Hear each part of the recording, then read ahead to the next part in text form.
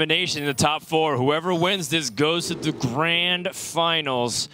Aggro Shaman versus the Reno Dragon Priest. Everything that Kibler wants to be here. This matchup on paper, surprisingly, is actually very good for the Priest. Something that I didn't necessarily expect going into it. I kind of looked at the data, played a couple of matches myself today on ladder. And, you know, Aggro Shaman does tend to struggle a little bit against a deck that has a lot of these answers. And if you don't get a really fast start, the Reno Dragon Priest, especially with Reno, can just pretty much shut out the game, like we saw in the previous series of masinc. It's true. Reno Jackson itself is not really necessarily your most important card of this matchup. You have a lot of other healing tools with Priest of the Feast, with Raza. The most important thing is your ability to actually contain the early aggression of the Shaman. Dragon Priest is one of the few decks that actually has the ability to get on board with stronger minions earlier than the Shaman. Even if they play a Totem Golem, you could potentially have a Velen's Chosen on an early minion. That Twilight Whelp is a pretty strong draw for masinc, but unfortunately it is already contested by the Tunnel Trog in play. Yeah, however, this is actually a really important distinction to be made here. A lot of players, even when they draw Tunnel Trog on turn 1, usually pause and hesitate to play Coin Totem Golem, particularly because of the availability of what Dragon Priest can put out there if there's Northshire Cleric or Twilight Whelp. In this instance, Control saw masinc past turn number 1, so he felt safe enough to play Tunnel Trog, save his coin. Now, with that pickup of a Flame Tongue Totem, though, that has bailed Control out of that situation, because without it, he couldn't actually kill this Twilight Whelp, and that Velen's Chosen would have landed. It's a brand new game now. Ooh, but Tar Creeper picked up for masinc, so both players with some pretty fortunate draws immediately. This is a pretty powerful minion in general. We obviously see it quite a bit in the standard format as a defensive tool against aggressive decks, but it is a 5 health minion for 3, which is great for wearing Velen's Chosen. Yes, but Control now, because he saved that coin, and because of that Flame Tongue Totem, we'll be able to coin out a Flame Wreath Faceless, get a proactive trade, and keep Flame Tongue onto the board. Flame Tongue is the most powerful card against Priest, and now you guys get to see exactly why that is. Yeah, this, Flame Wreath Faceless going to buff up the Tunnel Trog big enough to kill the Tar Creeper, and now, Ysera is not what you were looking for at this stage of the game. Velen's Chosen only targets on the opposing side of the board. Yeah, and this is going to be very, very painful for masinc, because not only does he not have a really strong play this turn, but next turn his best play is Azure Drake, and that's already passively accepting 18 damage from this Flame Wreath Faceless. At the very least, again, can't be understated how important that Flame Tongue Totem was, because without it, Control would be in a bad spot there, and then masinc may have been able to climb back onto the board. Just passes on 4 mana. This is looking really ugly. Yeah, this is the sort of snowball early game that the Shaman can really run away with the game before you can get your powerful control tools like Light Bomb or Reno Jackson online. And the key with Reno, we've actually talked about this quite a bit in the last standard season, the ability to pressure your opponent's life total after they've played Reno. If there's 14 points of attack on the board when you play Reno, you're immediately losing half your health anyway. And it's looking like it's going to be even worse than that for masinc once it gets to that point. Yeah, I'm trying to think of ways for masinc to find the line to get out of here, but even if he plays Azure Drake onto this board, which just seems like his only play here in this position, Reno Jackson doesn't really solve the problem of a board being really big next turn. Light Bomb actually does. And that kind of leaves you in this very dangerous range of Shaman just killing you with direct damage. That's part of the big power spike of Shaman, is that they can go ahead and use their minions for early game damage, but they have plenty of spells to get past that final hump. And masinc really deep in thought here, trying to figure out his best way to maneuver around this board. I think he may recognize that he needs to Light Bomb next turn, so perhaps he's best off just healing himself rather than even playing the Azure Drake, but he will drop the Drake into the board, and there's actually potential lethal opportunity for Control here if he does get a high roll with the Crackle. It'll be interesting to see if he decides to go with that, or just pressure the board more and try to ensure that he has a strong board if Reno does come down. Yeah, it's a 50% chance, right? If he hits 5 on the Crackle, plus the Jade Claws is 7, and the 14 on board, that is 21. I don't know if Control feels like he needs to. If he plays Jade Lightning, he still saves the ability to use up to 6 mana for Jade Lightning Crackle next turn. and then has even the same board, if not stronger, onto his opponent. I think Control is maybe factoring in for Reno Jackson and how much damage will he have after his opponent uses it. It's a little hard to turn it down to try to see if he can win now, but Control feels like he's in such a good spot that maybe he can get away with taking it slow. And I do like this play from Control here, because if his opponent clears his board with Light Bomb, he just has lethal damage available with the Jade Lightning plus Crackle next turn. If his opponent Reno Jackson's, he still has 15 damage he's attacking into his opponent's face with this whole hand of burn remaining. So this is kind of a situation where nothing can go too wrong. Well, the Reno Jackson essentially heals masinc in his mind back up for 8 health, primarily because there's 15 represented on board, so he'd be going back to taking at least 15 damage. But the Reno Jackson can start fighting back, and if Control doesn't have follow-up ways to damage directly, he has a chance of fighting back into this game. Yeah, and the Reno does come down, and like you said, it's kind of like actually an Alex Straza here. Basically, puts him to 15 because there's 15 remaining on the board anyway. But Control is just going to keep pressing, kills the Reno and pushes that 15 damage. But now there's a Light Bomb. Yeah. So Control has used his burn to remove Reno, and now Light Bomb is going to take out this entire board here. And Control's hand actually doesn't have that much damage left in it at this point. Right, and this is one of those positions where Flame Tongue Totem, because it hit the Totem Golem, ends up jeopardizing his life because of the Light Bomb. It's gotten him so much damage, but one of those weird things where it ended up working against Control, and now Control needs to find a little bit extra juice there. Did he take it too slow? I mean, if masinc finds one more way to clear the board past this Totem Golem and Feral Spirits, he might be out of the woods. Yeah, we saw a little bit of a roll of the eyes from Control there, because masinc actually specifically needed the one Light Bomb, because a Dragonfire Potion would not have killed the Flame Wreath Faceless. No taunt here for masinc. Would love to be able to set something up there with Valence Chosen. We know Control has to devolve, but masinc is not really concerned about that right now. He does have Potion of Madness as well as Cabal Songstealer. He could potentially use Potion of Madness to kill a Feral Spirit, Songstealer to remove the ability from Flame Tongue Totem, and then heal himself. He could also do the same thing with Bookworm as well. He would lose the ability to heal himself, but then he would have a more significant health minion on the board. Is there I mean, Netherspite Historian can also discover a Twilight Guardian, but I think the chances of that are fairly low, considering that's biased towards Priest Dragons like Draconode Operative and the Twilight Whelp. So I kind of like what you're talking about here, Brian. I think that really the decision here is whether you play Songstealer or Bookworm. I think Songstealer is what you want to go with, simply because Bookworm still has a target in Totem Golem next turn, and you get the heal off. So yeah, he decides to make that play, removing as much damage from the board as possible. There's still 7 remaining, so masinc, Azure Drake, the bane of Dragon Priests, now and forever, and the Light Bomb is gone. So now the ability to actually remove Dragon Priest is much, or rather the Azure Drake is much lower. I mean, Bookworm can really help here, though. Normally he was targeting the Totem Golem, but now he can actually target the 2-1 and use the Songstealer to trade into the Azure Drake. Control weighing if he wants to attack with this Jade Claws at all, if it was a chance of drawing another weapon. We know that he has another Jade Claws, but he also has a Hammer of Twilight in his deck, and if he draws either of those out of the 17, he's missed an opportunity to swing for a turn. And now he's debating, does he want to put this damage to the face? It looks like he's deciding, okay, I need to maximize my chances of ending this game with damage drawn from my deck. Yes. And more importantly, it kind of just talks to the fact that Control right now doesn't need to really attack minions with his weapon. Part of the reason to hold on to the weapon charge is because you anticipate needing to trade into a minion, but you have Devolve. So most likely you don't need to get some good weapon damage to keep a good, strong board. You're looking to end the game in the next turn or two, assuming that you can keep some of these minions on board. Well, the Bookworm will prevent him from keeping too many of them, and does get the attack into Azure Drake. Once again heals himself, so 12 life versus Totem Golem plus Crackle. And Patches. Yeah, and the Patches, potentially.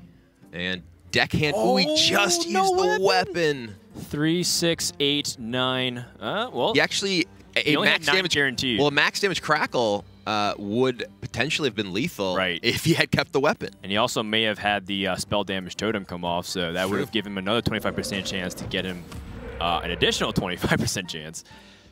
which is not that high of a boost, but it helps nonetheless.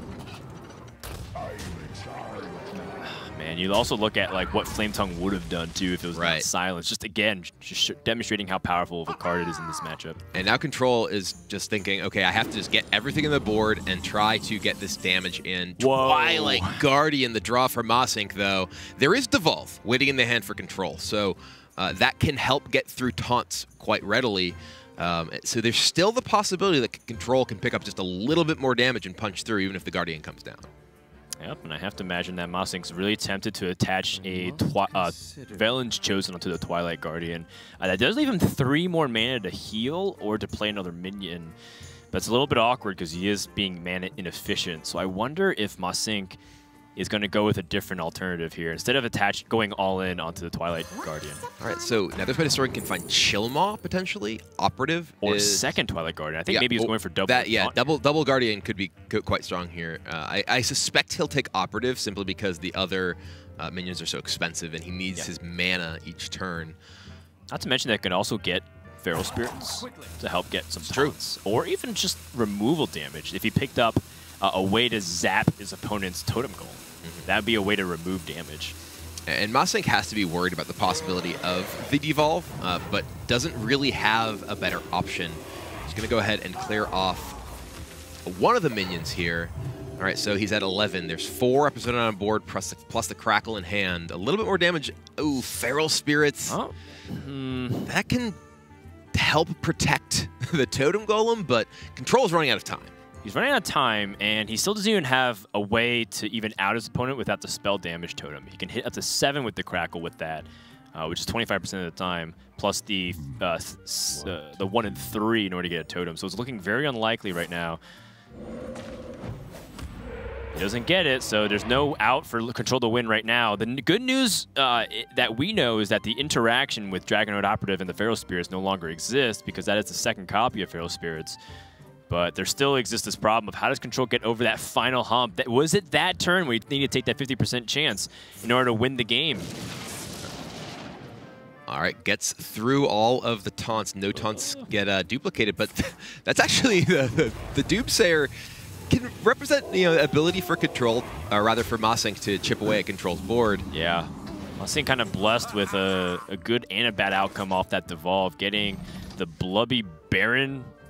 Blubber Baron, yeah. Blubber Baron boy. Blubber Baron is, I believe, a 3/3, or rather a 1/1 for 3 that gets +1/+1 whenever you play a Battlecry minion. There he is. Yes. So it starts off as a 1/1 base.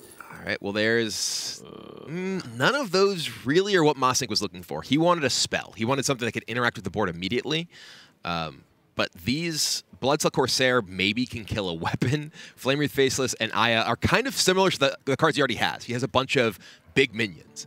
The Aya, maybe he could combine with Brand, but probably not going to spend that much mana. I think the Flamewreath Faceless maybe... Either the Flamewreath Faceless or the Corsair is probably what I would be looking at here, simply because Aya is just such an expensive investment, and you're looking for something that can end the game very quickly, which Flamewreath can, or potentially answer a damage source from your opponent like the Corsair. He does choose Corsair. Well, masinc can remove 2 of these Feral Spirits, which I think he absolutely needs to do in this position, leaving 4 power on board, putting him at 9 health. Yeah, and again, I think he just knows that this is burned in the hand. Yeah, Control's been holding it for so long. There is an out for just a high-rolled Crackle here. Any burn spell at this point, I believe, also just does it. Azure Drake adds 1 damage, so he gets the guaranteed spell damage. 4 plus... So yeah, there's only 1 result for Crackle that does not end the game on the spot right here. And it rolls high enough. Control takes the first game. Yeah, really close game back and forth, and that's considering that almost everything went right for the aggressive Shaman outside of the game-ending damage. Control got the Totem Golem and Tunnel Trog and Flamey Faces all online early, had Flame Tongue Totem for proactive trades, had follow-up burn, and even able to secure the board post a Light Bomb, and yet despite all that, Priest almost withstood the storm. So you get to really show how important that was of a matchup for Shaman to win. Yeah, this was one of the really key matchups in the series overall. That Priest deck could have been a little bit vulnerable, rather could be a little bit vulnerable for masinc moving forward. All right, well, that was a very complicated game with a lot of important decisions where there's a lot of probability to be factored in. So let's go ahead and hop over to Sottle and Raven, who are closely watching that game. Yeah, we're over here at the analyst camp, who's but very much back and forth. It did look like Control was just going to take it, but obviously the Reno really just giving half health as opposed to full, just about kept him in there. But it was really just the swing of the weapon was something we were discussing a lot backstage as well. Yeah, it looked like it might have cost him for a second, and I do kind of want to just defend Control a little bit here because he looked silly because of the South Sea deckhand. Sure, right? Sure. But like, bear with me because there's multiple layers to this. But first off, there's 2 additional weapons that he could have drawn instead of the South Sea deckhand in this position. He could have drawn Hammer of Twilight or the second copy of Jade Claws. There's only 1 South Sea deckhand in his list, so he's twice as likely to draw a card that rewards him for swinging in the weapon as one that punishes him. Secondly, Common Wisdom just says you swing your weapon just to deal damage before any taunt minion can come down. We can see from Control's hand in this position, though, that he does have a devolve, which would be an argument that you can afford to hold on to the weapon because you can just devolve through taunts, but it does play around the small percentage chance of just devolving into a second taunt minion as well. But the big story is there's twice as many draws in the deck that just reward him to be able to swing with a new weapon again on the following turn. So even though the South Sea deckhand was drawn, don't be results-oriented, guys. The play was correct from Control. I think that's even more compounded as well, like post-Reno, right? Because Reno's gone, so the damage, although yes, Priest can heal with hero power and a few other things, the damage actually feels more permanent than it would be before Reno hit the board. But yeah, so we'll just check up on that one and just to update you on what we thought of that play. We're going to be checking back in with Froda and Kibler to continue this series. Well said, boys. Well said. Yeah, if you have 3 out of 17 draws that only punish you, that's more than 8 out of 10 times. You're correct. So it's like I perfectly am fine with the way Control played that. I guess another question is that juncture that he hit, where he could have hit a 50% chance to win the game with Crackle before the Reno Jackson came out. I still really like that safe route because he felt like he had a strong enough board because his opponent didn't deal with it. And if his opponent didn't have Light Bomb, even if he had Dragonfire Potion, that Flame faces Swift Lead alive. Yeah, absolutely. I really like the way that Control played that game. As sad as I am to see Dragon Priest lose, I have to give props to Control for that. Oh, you get another chance. We do, yeah. That's the silver lining. More Priest. And this is a great draw for masinc here. He has Wormrest Agent, a early big taunt, Tark Reaper, early big taunt. Dragonfire Potion may be a little bit slow, but he does have the coin. Yeah, and it is very valuable to have almost all of these cards to a certain degree. I don't think you keep Dragonfire Potion, considering that you really need to have plays between turn 4 and 5 to get to that Dragonfire Potion, and having a Twilight Guardian might be more valuable, for example, than having the spell. But at the same time, this looks like a pretty appetizing hand. Yeah, I definitely like the keep of the Primordial Drake. Some people may think keeping an 8-drop is a little weird. He's super crucial. He has the activator for the Wormrest Agent immediately, so his opponent does not get damage in on him past that taunt. All right, the aggressive Token Druid, Control's favorite deck in Wild. A lot of people might think that it's Pirate Warrior, it's Aggro Shaman. Nope, this guy loves Egg Druid, and this guy sat down with me for about 5 to 6 hours talking about why it was his favorite deck. We played some games together, and he really showed me a couple of turns that people don't really think about very much, and how he's able to squeeze out those extra bits of damage. And he loves that style, and he really likes how razor thin some of those margins are. Yeah, well, one card that will let him squeeze out even more damage is that Sir Finley turn 1, one of the wild cards that distinguishes this from the standard counterpart. Turning your hero power into steady shot when you're trying to beat down is about the best thing you can do in a lot of situations. Yeah.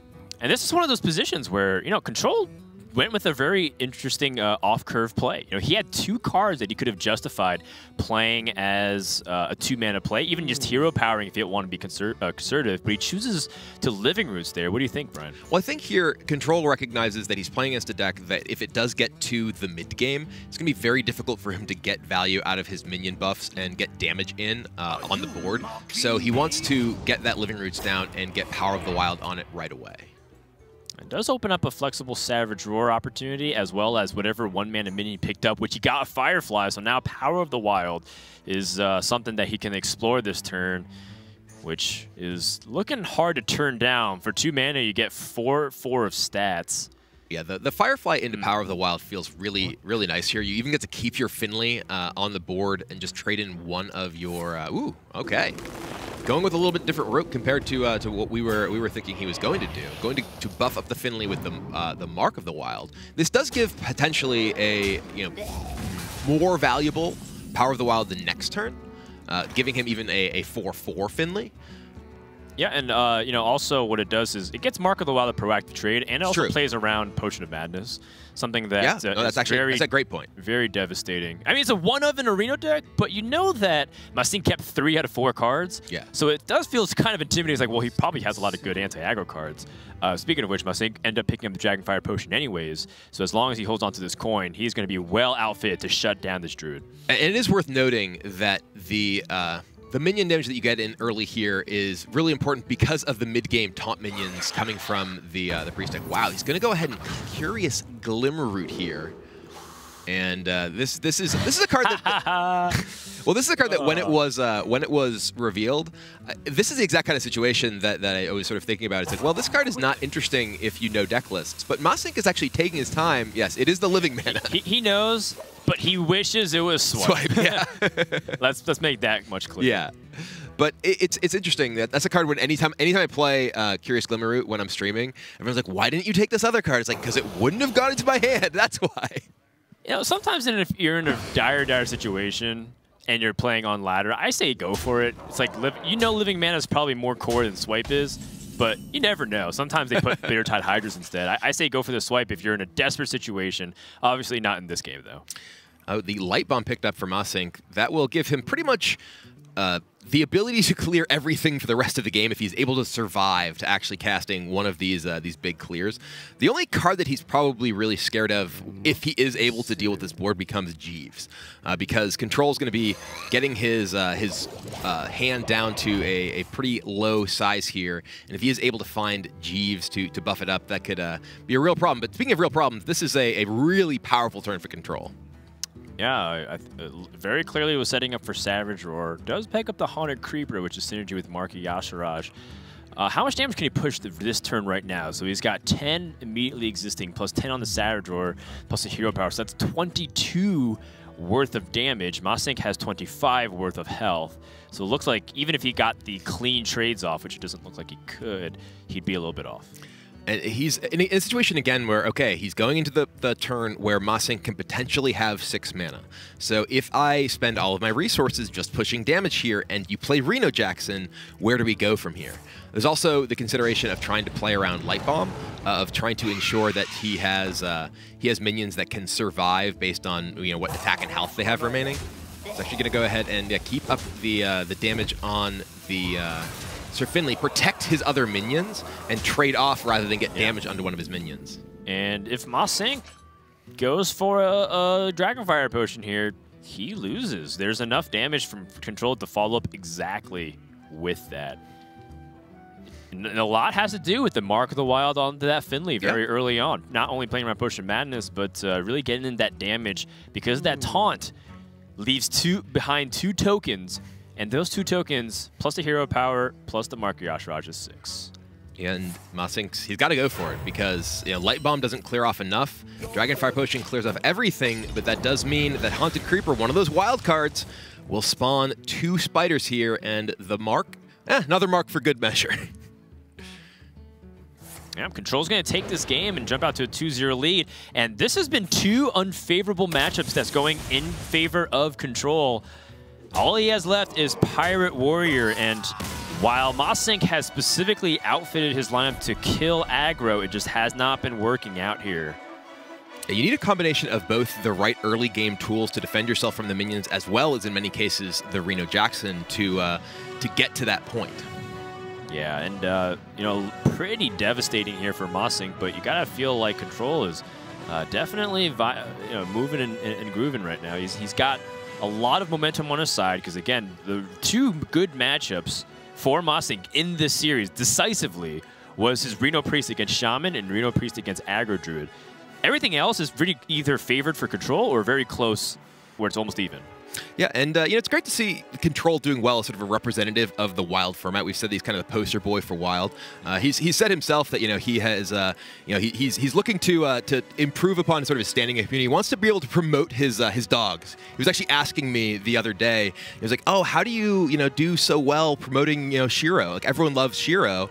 And I wanted to give him a little bit of advice because it's really important that you let these things happen organically. That they happen naturally. You can't really push things too much. Like if you really just kind of throw it in everyone's face all the time, it really doesn't go over nearly as well as you just let it happen. I do think that subtlety is the soul of wit, or is that brevity? It's brevity, but subtlety is pretty important. Subtlety is really important nowadays, and I feel like with so many people sticking things and overlays and directly onto the camera, being able to be smooth and cool is the most important thing. Yeah, understated is really, I think, the wave of the future. Absolutely. So as much as Control is really putting together a nice little run here in the Wild tournament, and he really cares about his brand, his imaging, I think it's really important for us to kind of stay grounded and realize that as much as we're having a lot of fun here, you got to stay focused. The series isn't over. It's 2-0 lead for Control.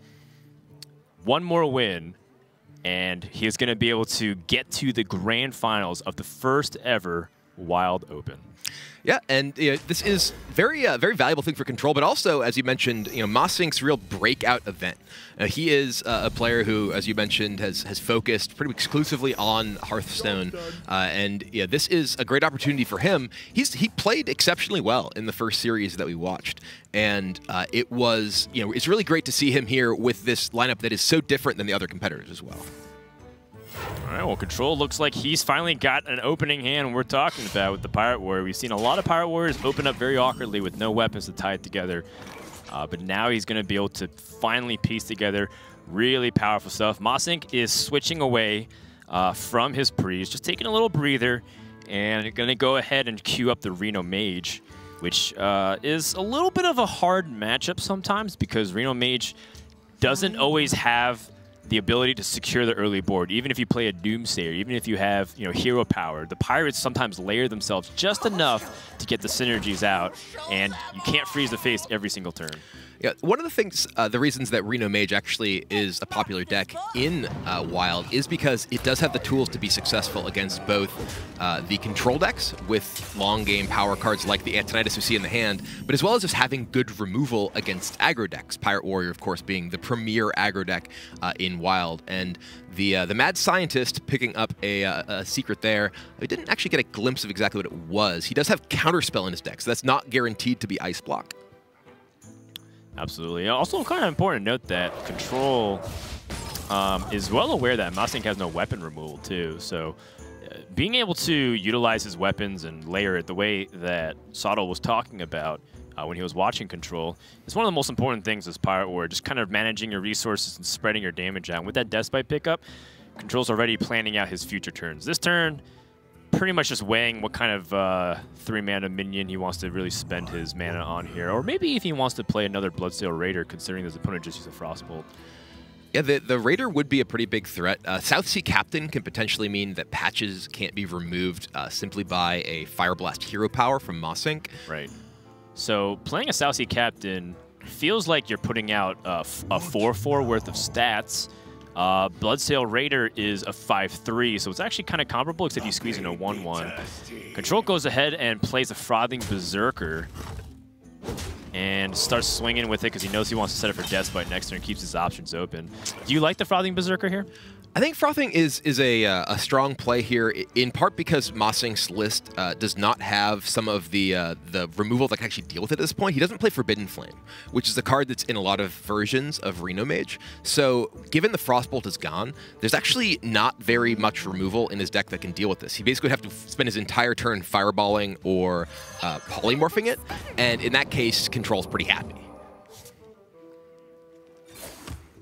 And we see the Arcanologist fetching the final secret from his deck, masinc piecing them all together. And we see how powerful Arcanologist is in Standard. People talk about how, oh, this is like one of the best cards. It's like, well, Mad Scientist turns out it was even better. So both of them in the same deck is pretty powerful. Super strong. Control's hand's looking like it's one shipped cannon away from being able to run away with this game. masinc has ways to stall. Doesn't have anything very substantial to deal with it. This Primordial Glow is going to look for an answer. He seems shaking his head already. Ooh, finds a Dragon's Breath. That's a removal spell he can use to take out the Frothing as well. There's also the Forgotten Torch. He could Forgotten Torch because of the discount and ping as well. The question is whether he wants a Roaring Torch in his deck, which I think the answer is no. I think that masinc evaluated that and considered, well, it's more important that I find, say, Alexstrasza to enable me to win the game if we get late, rather than get just a 3 mana 6 damage spell in my deck. Yep. And, you know, good thing he did. There's a handful of wild spells that obviously wouldn't help him in that position compared to the Dragon's Breath or the Forgotten Torch. We're talking about Duplicate, Echo of Medivh, Polymorph Boar would have been pretty awkward too. Yeah. So, you know, at this point, masinc just trying to withstand a little bit of the damage. And Control's attacking here very aggressively with the weapon, just recognizing that I have a lot of other weapon draws that I can hit, and I also need to just try to get these swings out of the way. Finds a Steady Shot, and Steady Shot is super powerful, you know, in any matchup, but it's especially powerful against the Mage, because the Mage will often rely late game on freeze effects, or say Ice Barrier to keep themselves alive, to get to the point where they can Ice Block and try to turn the game around. So very powerful pickup there for Control. Yeah, masinc's in a tough spot here. It doesn't even have Ice Block down right now. Could end up, yeah, I think he feels like he might need to start setting up Ice Barrier, because if you're too low on health, Ice Barrier is going to be useless considering that they have Steady Shot. He chooses to use Polymorph to save this Frost Nova this turn. Might want to consider using it with the Inkmaster Solia, but we'll have to find out, because he needs to find a way to play all these secrets, and he needs to find a way to stop taking damage. Well, it's starting to get really scary. This is adding up quick. The Heroic Strike as well, waiting in the hand. And yeah, Control just maximizing his damage over time, wants to ensure he's pressing that Steady Shot every single turn. Emperor Thaurissan, great if you have the time to take advantage of the cost reductions, but masinc has very little time remaining in this game potentially. He still has both Block and Barrier in hand. So Inkmaster can only discount one of them, and there is at least the theoretical threat. Actually, not with Counterspell. I was thinking that he could possibly die if he just played Barrier, but I don't think that's possible with Counterspell up at this point. Right. And, you know, indications for, or all signs and indications for Control point to its Ice Block, but this is part of the reason why I think not setting up Ice Barrier previous turn makes it very awkward, because masinc probably wants to Frost Nova this turn. Wow, he's just actually Inkmaster Barrier here. So here he's really afraid of dying to damage from hand, but at the same time, Frost Nova is guaranteed to prevent 6 here. So Barrier does prevent more, but then you potentially reduce the amount of damage that Frost Nova is doing, or preventing rather.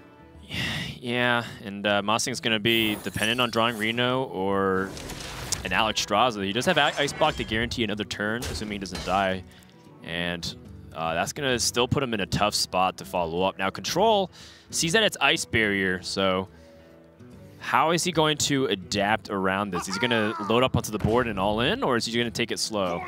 I think he's just going in here. He wants to get the damage in while he can.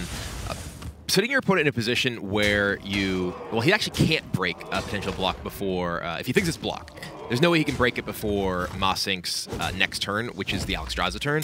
But if you have a serious board when your opponent actually gets to the point where they have the Alexstrasza, then you can potentially be safe. And now, yeah, actually at this point, because of that damage from Control and how much came in that turn, masinc can't not play Ice Block this turn. The weapon plus hero power actually just kills him. Right. So he has to play Ice Block, so he can't use his mana on anything else. He can Frost Nova block and ping, but there's nothing that actually dies to the hero power. Actually, he can attack into the captain and ping down one of the pirates, but still just a really, really rough spot. Right. And if masinc didn't have that, he could have already have Ice Block developed and then be able to Firelance Portal potentially to maybe either get a taunt minion or something else that's super impactful.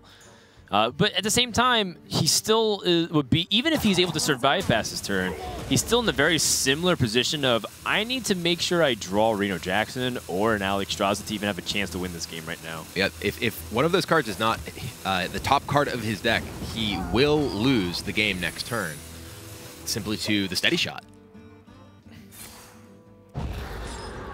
Yeah, the Frost Nova is interesting here because it's like you said, Control can pop it anyways.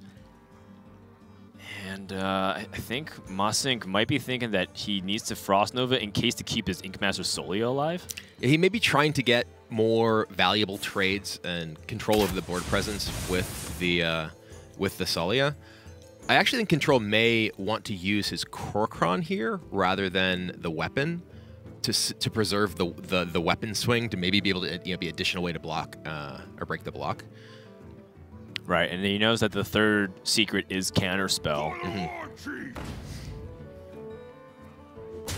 Yep, I like this a lot. I guess position doesn't really matter too much in this because you're already popping him the 1. And it's come down to it either same way. He needs Reno Jackson. That's not it. Blizzard can freeze the board, but it cannot freeze Steady Shot. Is there anything you get off Firelance Portal? There's Holozeal. There's like Armorsmith, but none of those things really can matter in this position. Could get Corrupted Heal Button, heal his opponent if it dies. Man, yeah, I think masinc just there it is. cornered himself, and that's going to be 3-0 for Control. Wow. Yeah, he came in as the wild specialist, and he has demonstrated that specialization, piloting these decks exceptionally well, and just really running over most of his opponents so far. Yeah, I think a couple things really swung it in his favor, but you got to look